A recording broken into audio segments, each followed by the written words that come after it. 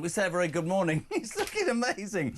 What a way to start breakfast on a Monday. Peter Bleksley, good morning. Are you allegedly transphobically concerned about anything that's going on in the Your Party? I dread to think what that bunch of nutters would call me. Many names, I'm sure. But a pinch and a punch for the first day of the month, Mr. Kyle.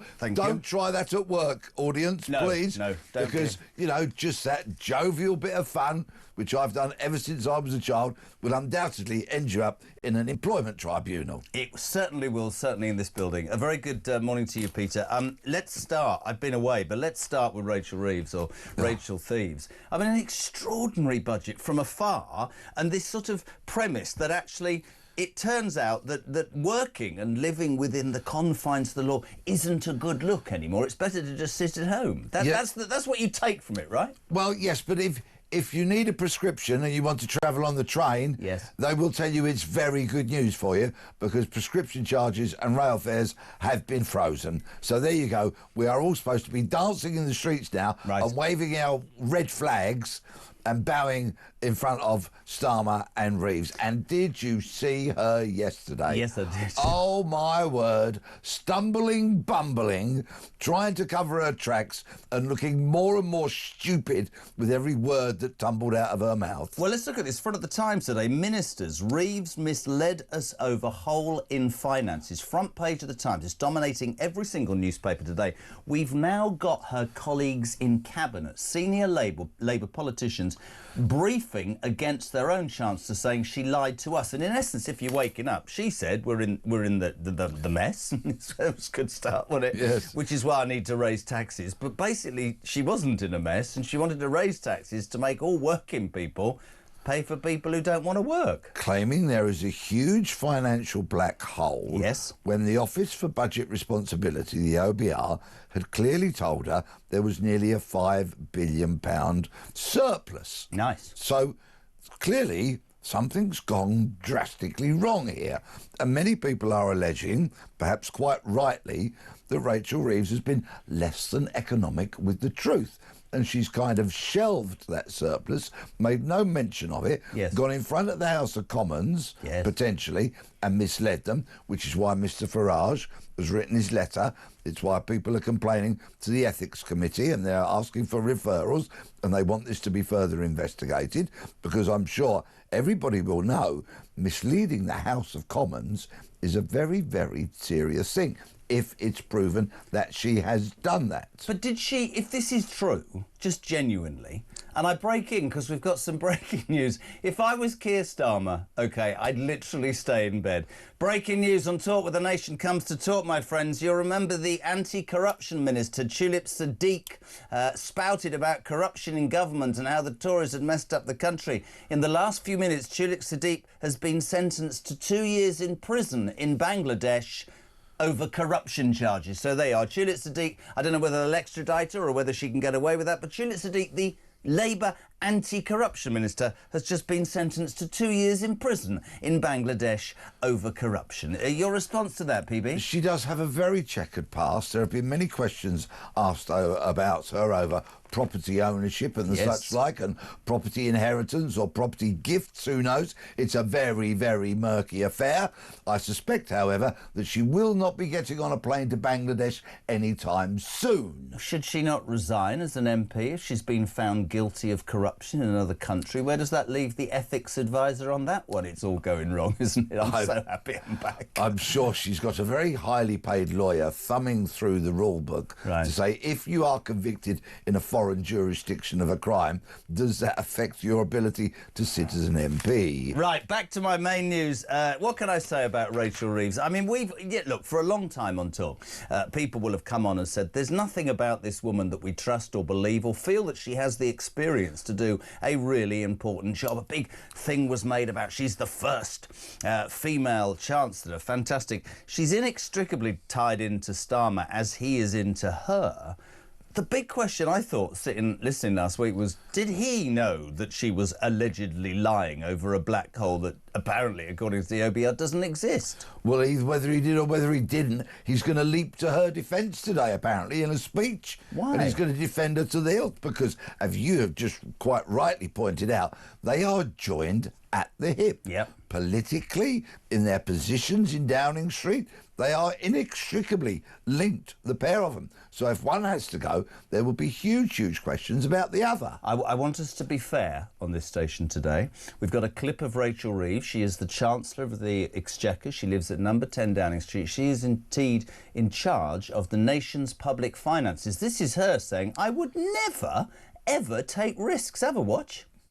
The Office of Budget Responsibility, you're not interviewing them, you're interviewing me, but they decided to do a review. Them. Well, they decided to do a review of productivity. That is the Conservative legacy. The Office of Budget Responsibility are really clear that that productivity downgrade does not reflect anything that this government has done.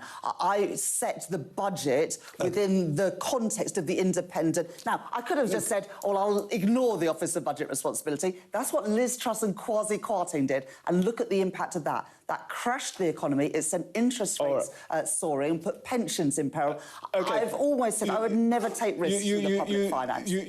The thing about it is you look at her and you think, are you for real? I mean, let me read this to you. Sean in Gloucester. Just imagine if Rachel Reeves is still in this post this time next year. She'll be back for more. She's an incompetent, lying idiot. She, along with the rest of the Labour Party, are doing untold damage to our once great nation, making it almost pointless, Jez, to work or save or have anything. This mess will take a monumental amount of time and effort to rectify. I think loads of people would agree with Sean, right? You and I are both football supporters, albeit of different teams, and I'm now going to apologise to anybody in the audience who's not a football fan. But Rachel Reeves reminds me of when our clubs over the years, they go to the lower leagues, yes. to a non-league Relegated, side. yes. They go to a non-league side, and for very little money, they buy a player because they think they might have some ability. So they then get parachuted into your team, and you quickly find they are way out of their depth. They should not have been promoted to the first team of a side in a much higher league, and of course they gently fade back to from whence they have come in the lower leagues. That's my analogy for Rachel Reeves. Promoted way beyond her capabilities, and she should be perhaps doing some other kind of job. In finance, who knows, but certainly nowhere near, and sorry to correct you, number 11 Downing Street. Great, made me look an idiot. Front of the Daily Mail today, Nigel Farage has waded in, quite rightly actually. Nigel says that Reeves must face sleaze probe over budget lies. Rachel Reeves is facing the prospect of a probe.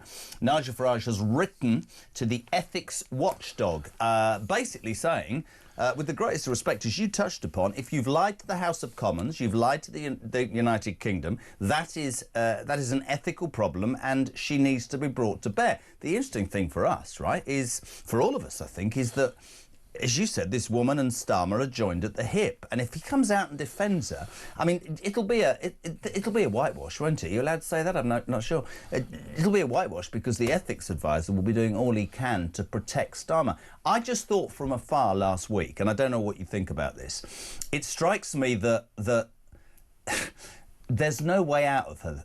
There's no way out of this for her. The papers, the stories, her own cabinet, they're going to keep going and going and going. And I have to say it's no more than she deserves. I agree with you. I think she's massively incompetent. Yeah, and I think where she's really on a sticky wicket, you may recall that a couple of weeks before the budget, she rather unusually, in an almost unprecedented move, called a press conference and announced the huge budget deficit, then almost trying to pave the way for tax increases. And let's face it, freezing tax thresholds is a tax increase. Of course it is. Which is what she did.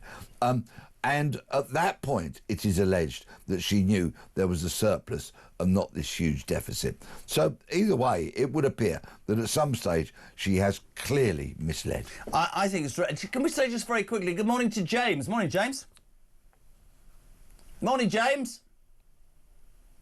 Not working. Good morning, Jezza. Now, this government are an absolute shambles. How on earth Rachel Reeves and Starmer are still there? It's quite unbelievable, Jezza.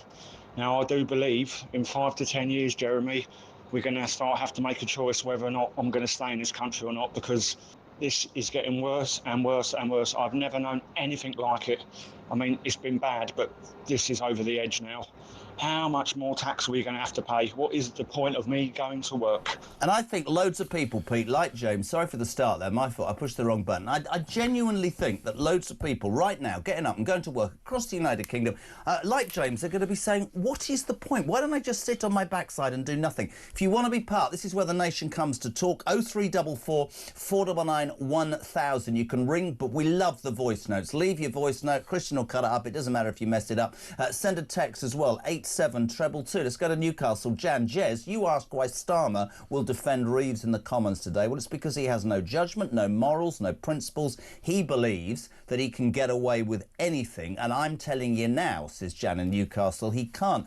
In Lancashire, Zoe, this is interesting as well. And I think a lot of people this will resonate with. She says, morning, Jez, morning, Pete. Don't Labour realise that when I look around close to home, that most of these single parents, the extra cash they're getting, they have control over it. They're not going to use it to lift their kids out of poverty. They're going to continue, well, she says, taking drugs, drinking more, covering their bodies in tattoos and having nights out. This lifting the cap was just to get the benefit scroungers votes, nothing more. They are a bunch of gaslighting thieves who don't care that they have robbed people like me, working people, taking the money out of my pocket to finance the lazy generation. I think Zoe in Lancaster has a really interesting point, don't you? We are. Well, our benefits bill, our welfare bill, as they call it, is vast. It's in excess of 100 billion a year, easily. And, of course, something has to be done about that. And there are, undoubtedly, among those who claim benefits, genuine people, Absolutely. Genuine hardship, of course, but the reckless and the feckless, and those who will be encouraged just to shell out another child, whether they can afford it or not, comfortable in the knowledge that the government are going to give them yet more money, will be encouraged by the raising. I thought as I drove in this morning, and I don't actually genuinely ever bring it up very often, but the old show that I used to do used to talk to all sorts of people like that, and I used to say, get off your backside, get a job, stop popping out children. Why should we be giving council houses or apartments, flats, whatever, to people just to procreate? And people are like, oh my God, this is outrageous. It is not outrageous, right? I like you, and I think most people listening to this would be really happy to pay our taxes to help the mentally ill, the disabled, and the people who are trying their backsides off to work. And I know plenty, and I'm not even getting a response. But if we do not surely as a society face up to the fact that we have created through this bloated welfare state a situation where people can choose to do nothing as against the old ethic of, you know what, I'm going to get up this morning, I know my neck's on the line, I'm going to go to work, I'm going to feed my kids, I'm going to look after my wife, and I might not even get a beer this week, but I'll be able to look myself in the mirror and say, do you know what? I did right by what I was taught. Pete, what do you make of it all, me old son? Welcome back, Jeremy. I don't think people understand what's going on here. We've been told for donkey's years now that the British birth rate has gone through the floor. So the only people that will actually benefit out of the removal of the child cap are those families who have hordes of kids, i.e. the Starmer voter demographic, the ones who are incomers to this country. But what this has got the media doing is having British people at each other's throats. It's not going to be some 20-year-old laying at home in bed because he can't be bothered to get a job getting any of this money. They're not going to get any of it. And British people are hardly going to get any of it. People need to wake up. This is a Labour psyops type of thing going on here, and they've got everybody at each other's throats, haven't they? It's interesting, Pete. You know, when we were doing the shows during the election, I remember, because I'm old like you, thinking, they're being conned here, the British people. I don't believe that the Labour Party, for most of its existence, has really done anything more than say, I'm going to tax anybody, and not just this banner of wealthy, anybody who's doing anything, anybody that's aspirational, building a business, saving. I'm going to screw them all and I'm going to pay people, I'm afraid, under the banner of working people, but actually you end up giving money to people and simply trying to buy votes. I think we'll end up totally skint if we're not skint now, won't we? It's not a case of you thinking it. Yeah. It's the absolute reality that we face. And yesterday, because of course I'm here commenting, I was watching the lamentable Reeves, and I then watched another political programme on television which had James Murray MP, who works in the Treasury, right? He's one of Reeves's team, and he absolutely sat there and admitted that it's about raising taxes to spend. He said, tax and spend, and the words just flowed out of his mouth because that is any socialist Labour government. Tax and spend, not reduce taxation to promote business so people will employ more and perhaps can open another outlet if they've got a small chain. And employ people, and the money created just filters down and everybody benefits. And people spend it and people pay their taxes, and so the economy grows. People feel a bit better about themselves because they've got a few more quid in their pocket. No, no, no, no, no. James Murray, MP of the Treasury team, admitting live on television yesterday, tax and spend. That's your Labour Party. That's this government. That's what you're waking up to on Monday the 1st of December. Can I just say that if you had the old Talk app, you need to check. It's gone. We've got a new one. Download the Talk app right now. You can see us and hear us and take us anywhere you want, even to the Kazi. 6:22, you're waking up to the news that Rachel Reeves, under fire from almost everybody since the OBR said she was lying. Now her own cabinet are briefing against her. Open warfare in the Labour Party. Starmer today making a speech saying, well, I support her, and also I think it's really important that I tell you that I want to cut benefits, which is confusing many of us, because last week the Labour Party sent a very clear message, my friends, which I think most people would agree with. Do you know what, actually? I mean, I don't want to encourage, dishonesty or anything, but why, if you are just about to go into the bathroom and have a shower or get into the car or make your sandwich to go to work, why are you bothering? Just go back to bed and sign on. So Starmer on the rack, Reeves on the rack, Calamity Lammy's on the rack, he on the rack as well. He wants jury trials gone, he just wants judges.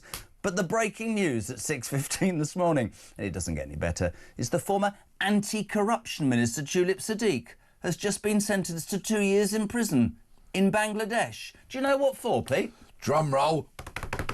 Corruption. Good morning, this is Talk.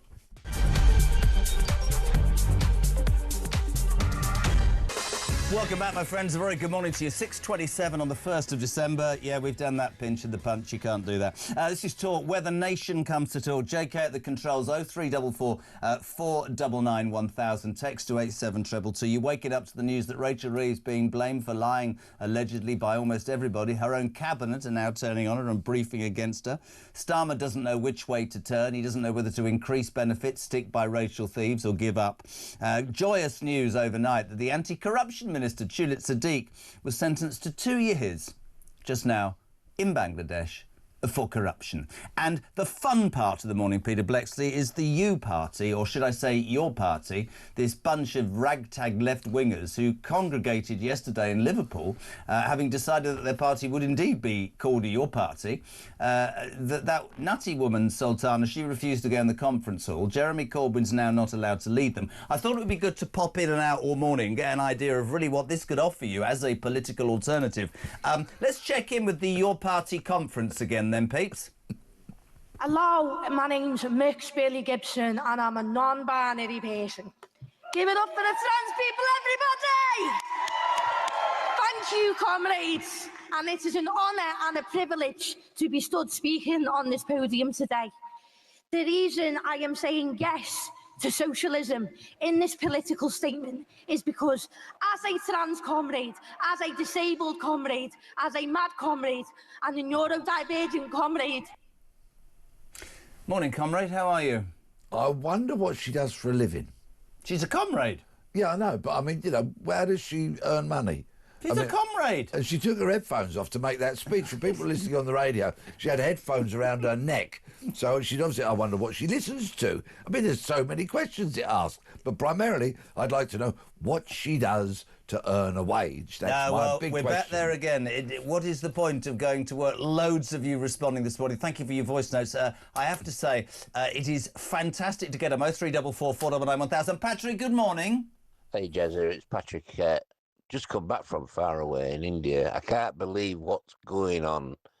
It's absolutely astounding. The three main things that really got up our noses was Liz Truss, the £22 million backhaul, and 14 years. Every single MP on that front bench mentioning those three things on every single programme going. How the hell can they still justify the lies that they are absolutely giving the people of this country. That's the point, Pete, isn't it? There comes a point, surely, politically, where, quite rightly, the Tories were a shambles at the end, and they could have offered us all money and nobody would have voted. And, in fact, they'd lost the ear of the British people. But this lot are 15 or 16 months down the line. You can't blame...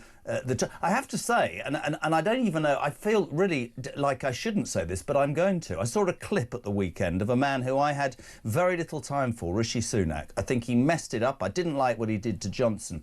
But I tell you what, there's a clip of him saying, you vote for Starmer. It was the last leadership debate, I think, and I'm telling you, it will cost every single working person in this country an extra £2,000, and they laughed at him. Rishi Sunak was dead right. This lot have absolutely no idea about how to balance a book. You're dead right. It's about increasing tax to working people to pay, I'm afraid, for the factors. And there are many who are not cheats, they deserve it. But there are an increasing number taking it out of the rest of us. And it ain't going to get any better under this government. It can't. Word from a civil service insider reached me over the weekend. Oh, really? The blob? Yes, and this person, who's very well informed, shall we say, operates within the circles of government, said that when Rishi Sunak was at the Treasury, seeing as you raised his name, yes, it was actually orderly and well run, whether you liked him or not. He said now, with Reeves in charge, it's chaotic. And it comes as no surprise. Can you say good morning to Andy from Yorkshire? Good morning, Andy from Yorkshire. I met him, one of the caddies this week in Spain, top man, and his player Harry, legend. He says, you're bright and breezy this morning, Jez. Listening to the show, bang on with what you're saying about Labour. Hate the set of idiots. Have a wonderful day. He said we should go up to Yorkshire. Is it safe, do you think, to go up to Yorkshire? I'm going to Rotherham on around about the 10th or the 11th of January. Oh, here we go. Just in case you're interested, Andy, Peter Bleksley's doing a UK tour. Is it stand-up? Yeah, I'll be standing up, You should sit down, mate. Anyway, so he could buy tickets, Andy. Can you not give Andy and Harry Richmond, who won the tournament in Spain, a free ticket? Andy could certainly go to peterbleksley.com and pick up a ticket. Well, he's not getting a freebie. Honestly, Bleksley, what sort of person are you? Andy's a Yorkshireman, working man. He's got no money. I'll meet and greet him afterwards. How's that? For which you charge, what, 30 quid? No, behave yourself. That's outrageous. So the other thing about the budget last week was it seems to me that she lied about having, a surplus, pretended she had a deficit allegedly, so that she could increase benefits, including the two-child cap benefit, which basically says... under the Tories, and I genuinely think it's a good policy. I think we should take responsibility. And before people ring and go, you've got 6 kids, and I bloody well pay for all of them. I think the state can only help you so much. And it was stopped at 2, right? Yeah. Because people on benefits were just popping them out willy-nilly to get more money, right? Yes. And that's been dropped again by Reeves. So you can have 3, 4, 5, 6, 7, and the state will pay for it. Yes. What do you make of that, Shaney? Morning, Jez. Shane in really not so sunny, miserable Bournemouth. I tell you what, mate, this taxing business is a load of rubbish. I'm just getting ready to go to work now as a mechanic, and although I am on a good wage, by the time I'm taxed and everything else, it's just not worth it. You know, I smash my hands to pieces for nothing, while there's people sat at home doing absolutely sod all, living the life of Riley. You know, we get customers bringing cars in with, they're on benefits and they're driving Range Rovers and stuff. Not that a Range Rover is a good car, because it really isn't, but you get what I'm saying. Anyway, cheers, mate. Have a good day. And Peter, you're a legend, mate. Oh, right, he's a legend. He is part of Alarm Clock Britain. The people who, set their alarm clocks, get out of bed, go to work, do what they've got to do, like all of us. But when that's being... How can you tell people that isn't the way to go? Shane and the overwhelming majority of your audience are the absolute fabric of Britain. Yeah. They are the people that make the wheels of the economy turn. They work hard, pay their taxes, obey the law, raise children who will contribute to society and not drain it. The absolute essence of hard-working, wonderful, stand-up British people who I love and adore. And now we have this government that wants to reward the reckless, the feckless, the lazy, the bone idle. That for you is socialism. Couldn't agree more. 25 to 7, you're tuning in to Talk. So the nation comes to speak. You're waking up to news that Rachel Reeves allegedly has lied about there being a deficit so she could raise taxes to say to the feckless and the reckless, keep procreating, sit at home, don't go to work, don't be part of alarm clock Britain, just do what you've got to do. Mary in Canterbury, morning Jez, the two-child benefit should stay. What they can do with those that are in genuine poverty is to give out food vouchers, but not to the greedy supermarkets. They get out the local greengrocer, the local butcher. Also, I put ID on the vouchers, so you have to show some ID to be able to spend them. That would be a good idea, because my past life will tell me, and some people might be shocked at this, that if you give out vouchers willy-nilly, they'll just trade them, and that's a fact for booze and for drugs. That way, the government is doing two good things: helping out local businesses and helping out the people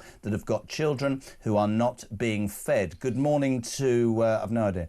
Great show, Jez. In my opinion, no one claiming benefits should have a higher total income, including rent, council tax, free school meals, prescriptions and dental care, than the net income, i.e. after tax, of the average UK salary. I think that would be generous. What do you think? Keep up the good work. That's just common sense, isn't it? How can you say, by the way, thanks for working, you've earned 23,000 whatever this year, you've done right, you've paid your taxes, but I'll tell you what, you can have 25 for doing absolutely nothing.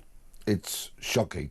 The whole welfare system was set up, and I believe it was Winston Churchill. Great idea. Who said that, not that set it up, but he said about the welfare system, called Social Security back in those days, he said it should be a net beneath which nobody should fall, but everybody can rise. And that really encapsulates it for me. So many people fall on hard times during their lives, yes, for no reason of their own. Yeah. They lose their job, for example. They are incapable of working because perhaps they're injured or they're poorly. Those kind of people need to be supported. The disabled, the genuinely disabled people, I want them actually to have more than they get, so we can give them greater facilities and get more disabled people into work. Because I've met many disabled people who really want to work, and we should facilitate that.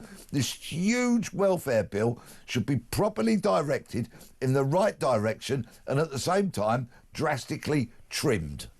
Mark in Croydon says we have to replay that. We will do it. He says that last clip was mad. If you are tuning in, there is a political party called the Your Party. It was set up by Zarah, Sultana, fruitcake nut job. Doesn't like that apparently. And Jeremy Corbyn. They've been arguing for months, it seems, about who should lead and what it should be called. Yesterday they had their inaugural conference in Liverpool, and I thought it only fair because, you know, in this job we can't just always talk about Labour or the Tories. Well done, Cammy, last week, or Nigel and Reform, and he's going to hopefully be on later. We also have to give credence to Zach from the Green Party, you know, the breast enlarger. He's won. Don't start me on him. But your party might be your party. Alarm Clock Britain, this could be the party that you chose or believe is right to vote for. Mark in Croydon says, could you please repeat This was yesterday at the Your Party conference. Have a listen, have a watch. Hello, my name's Mick Bailey Gibson and I'm a non-binary person. Give it up for the trans people, everybody! Thank you, comrades. And it is an honour and a privilege to be stood speaking on this podium today. The reason I am saying yes to socialism in this political statement is because as a trans comrade, as a disabled comrade, as a mad comrade and a neurodivergent comrade. Your party shambles, says Bill in Cheshire. It's Christmas time. Miss Sultana should crawl back into a packet of mince pies and stay on the shelf like she has been since last year. What a nut job. Honestly, what is that? Seeing as you replayed that clip, I realise I have committed a fundamental sin this morning for which I shall throw myself on the floor and beg forgiveness, because when that clip was played earlier, I called that person she. You see, I completely disregarded the fact that she called herself, I've done it again, as being non-binary. So I don't know what I should call her. Sorry him, sorry they. Yeah, I get really confused. And and Christian will probably frown at me, but I'm that old that binary only meant numbers at school. I honestly, if people say to me, "What do you make?" I don't understand it. I don't. You be what you want to be, but really, I think we can strike the Your Party off as a challenge to be the next government. Do you? Your Party. I mean, as we discussed, what's her name? What's her name? Is it Your Party? No, it's not Your Party. It's not your party. It's not my party. It's your party. It's no bugger's party. It's 20 to 7. You're waking up to the news that Rachel Reeves is now under attack from her own cabinet. And also the breaking news that the former anti-corruption minister, Tulip Siddiq, has this morning been sentenced to 2 years in jail in Bangladesh for corruption. Brilliant. Morning, Clifford. How are you, son? Morning, Jez. Clifford from Devon. I saw a great clip on Facebook over the weekend from Arthur Levitt, and he states, if you tax drivers to stop them speeding, you tax smokers to stop them smoking. I'm guessing now they tax workers to stop them working. Goodbye. Clifford, Arthur Levitt was the former chairman of the United States Securities and Exchange Commission. It's absolutely spot on, isn't it? Yeah, it is indeed. Yeah, but, well, the fun sponges of the Labour Party want to suck every bit of pleasure out of life they can for us all. But anyway, can we mention that story on the front page, seeing as we're talking about the budget, please? You can talk about whatever you want, love. Thank you. What happens with these budget speeches, they're often, the budget document, is often a lot longer and more complex than what we hear in the speech to Parliament. And, of course, the Telegraph have done a deep dive into the budget document, and fair play to them today, because they reveal that in the past, i.e. up until last week, a young person who's suffering from anxiety or ADHD was actually there was a requirement that they did each week 12 hours a week of education or unpaid training, right? Got to be a good idea, hasn't it, for a young person with anxiety or ADHD, because it's going to hopefully prepare them prepare them for further education, further training, and guess what? The world of employment. And we all know how good work is for you. It's good for the soul. It's good for well-being. Are you sure about that? Isn't it better to sit at home and get some benefits? Oh, according to some. All right, then. Anyway, guess what? That requirement to do 12 hours has been scrapped, and the parents can still get the benefits. So you can still claim, even if your child who's got ADHD, doesn't go to school, doesn't go to college, doesn't go to work. You can still get your benefits. Why have people not learned from the fact, and I will never get involved in the COVID debate because it'll just send me over the edge, but surely one of the biggest disasters of what happened was that school kids spent months at home with no interaction. I don't understand how we can say that if you are suffering from depression or anxiety, and I realise there are different levels more than most people, genuinely I mean that, surely some form of interaction, some form of just desire to get up and do something is far better for the brain and for your overall health than sitting at home on your own. Getting out of the front door, going for a walk, saying good morning or good afternoon to somebody, engaging perhaps in a brief chat with someone walking their dog, just meeting other people, bumping into your neighbours, having a conversation. Those early steps towards recovery, of course, are vital. 0344 499 1000. This is Talk. Are you one of, the alarm clock Britons, the early risers who are the lifeblood of this nation? We welcome your calls. Also your text 87222. I think that doing this show just for 45 minutes has affected me. I think I need to go and live on my own. I'm now going to say good morning to myself. Morning, Jeremy. Morning, Jezza. Jeremy from Bradford here. My thoughts are that benefits should only be paid for 6 months, and after 6 months, you shouldn't be able to get anything. And that should be within a 12-month period or 2-year period. It cuts down benefits, and it cuts down people on benefits and not out getting a job.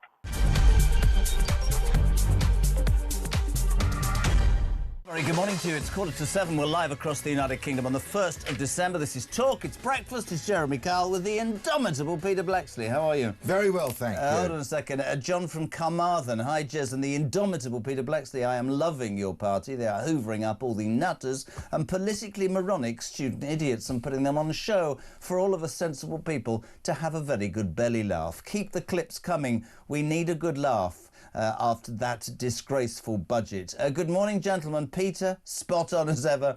Benefits are basically only for immigrants and people who don't want to work. See you, Pete, on the 17th of January. Marvellous. Nottingham Theatre. What have I become? You're sort of PR agent?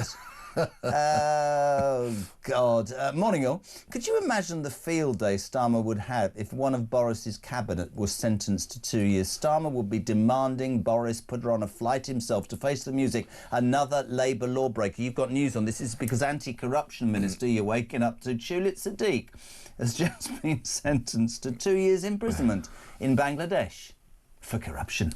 Yes, and I've done some research during the break. Yeah. And I can reveal that the UK, sadly, does not have an extradition treaty with Bangladesh. No. But, and I'm now reading directly from the government website, so there may be reasons to be cheerful. Even if the UK has no extradition arrangement or treaty with a particular territory, it may be possible for that territory to make an extradition request to the UK. So they have to be dealt with by the Secretary of State. So Bangladesh, if you're listening, the Bangladeshi government, please make an extradition request to the UK. Let's get her sent out to your jail so she can serve her time. It's not going to happen, though, is it? Because, do you know, her constituency is next door to Starmer's. They've been politically close forever. Neil on Stoke-on-Trent says a very good point. He says, hearing that Tulip Siddiq's been sentenced to 2 years in jail, surely that will mean there will have to be a by-election in a constituency. Oh, we've got some more breaking news. It's coming thick and fast this morning on Talk, where the nation comes to speak. Today's live from number 10. Larry the cat is pregnant, apparently. Really? Apparently. That's from Mick. How Mick knows that Larry the cat's pregnant, I've no idea. Well, Larry must be non-binary then. Oh, no, he was in Liverpool at the Your Party conference. He's identifying as a cat. His name's actually Mary. Oh. Yeah, so Larry the cat is in fact a figment of your imagination. Morning, Jez.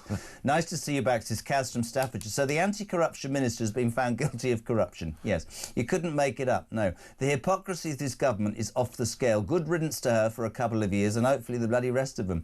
Tony says, good morning, gang. Tony Gannon. Rachel Reeves was manipulating the markets too.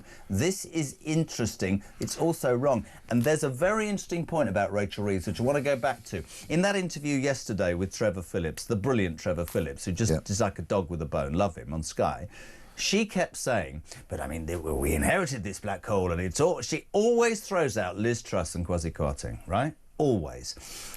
Liz Truss, some of what Liz Truss said was OK, it was too quick, it turned into the market spooked, OK?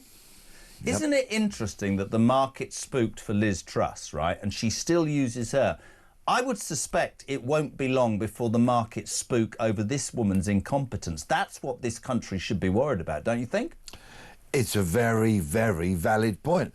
And these investigations that are now, I'm sure, will result as after Nigel Farage's letter, after complaints to the Ethics Committee and the such like, all of which will have to be very much looked at. Of course. That is going to unsettle markets because I'm sure they want somebody in number 11 that can be trusted, who is going to tell the truth. And shouldn't we all demand of our politicians that old-fashioned thing that they just tell the truth? I couldn't agree more. I'm laughing because this is the greatest text ever. Could you say good morning to Max in Minchinhampton? Good morning, Max in Minchinhampton. Morning, JK, or should I say comrade. I had just a minute ago torn up my membership of Reform UK after that Your Party clip. They've persuaded me to join, and I've given up drinking. I'm now identifying as non-winery. Hey, non-winery, we love that. Morning, Hev. How we doing? Good morning, Jeremy and Peter. Hev from Kent. Yeah, I'm on benefits. I'm disabled, but I'm up at 6 o'clock every morning. I struggle to walk. I'm in constant pain. I use a disability buggy, but I still go out in the street and try and clear the drains so they're not blocked up when the rain comes. I clean up any glass and stuff, and this is all on my scooter or my buggy. You know, everybody should put in something.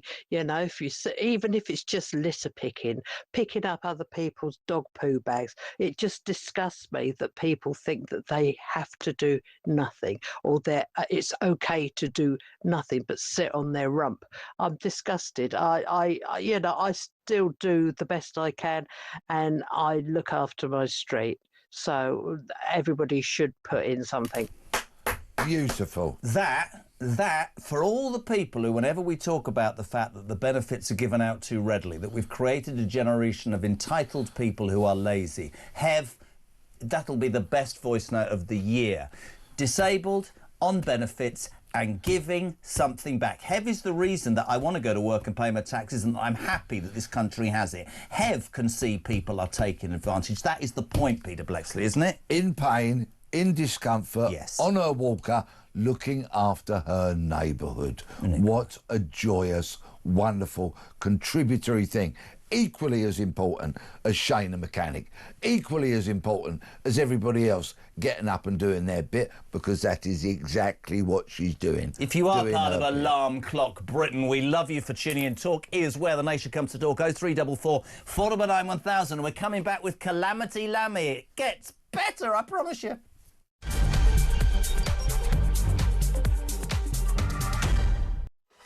Welcome back to Talks Where the Nation Comes to Talk. 0344 499 1000. Peter Bleksley has been with us all hour looking at the papers, front page of the Telegraph before we wrap, Pete. Overhauling jury trials. This is Calamity Lammy's idea to drop juries and just have judges decide will lead to more free speech convictions.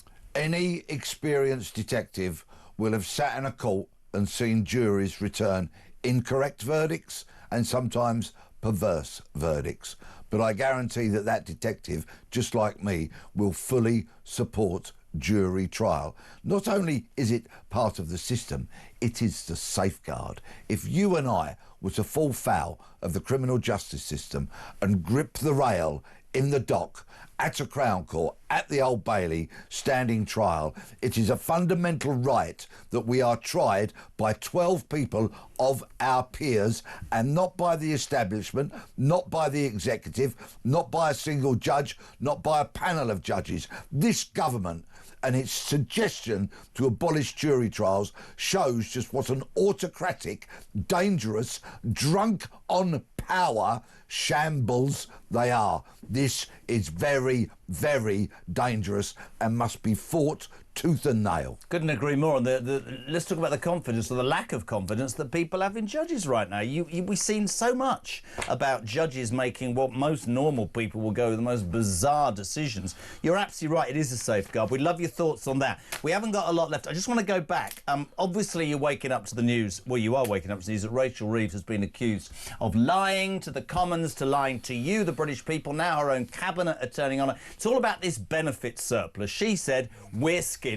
I've got to raise taxes on all people, really, to make, you know, us balance. The truth is she was not skint. She was better off than she let on. She raised taxes, peeps, to pay for people on benefits, which has led to a big outcry from people saying, so what message are you sending, that working and paying tax and saving is no good? There are two sides to the argument, though, and Pete said it at 6 o'clock, and we've said it all morning, and we always will on Talk. There are genuine people who cannot work, who want to work, who are on benefits, and I and Pete and every one of us of the early morning alarm clock risers, as I call us, right, will be happy to do that. We took a call last week. I wasn't here. This was Karen. This is the other side. Have a listen to Karen, peeps. I am sick to death of being classed as a scrounger. You try living on £981 a month. Not everybody is a benefit scrounger who doesn't want to work. I don't choose to be ill. And that is the reason that we have to have this discussion, because people like her should not be frightened, should they, Pete? People like her should know that our society and our state will defend them to the hilt. People like her should know that actually the people that are scrounging are taking money from her, right? And at the stroke of a pen, I would double that £981. Simply just like that. Where do I sign if I were in authority? I do not want a woman like her crying, suffering such financial hardship. And by the very same token, I do not want the reckless and the feckless lying on their backs, opening their legs, shelling out more children they can't pay for, and scrounging. Couldn't agree more. The indomitable Peter Bleksley. Thank you, my friend. Are you all right? You're off on the tour now, are you? Very well, thank you. 8th of January opens at Bromley.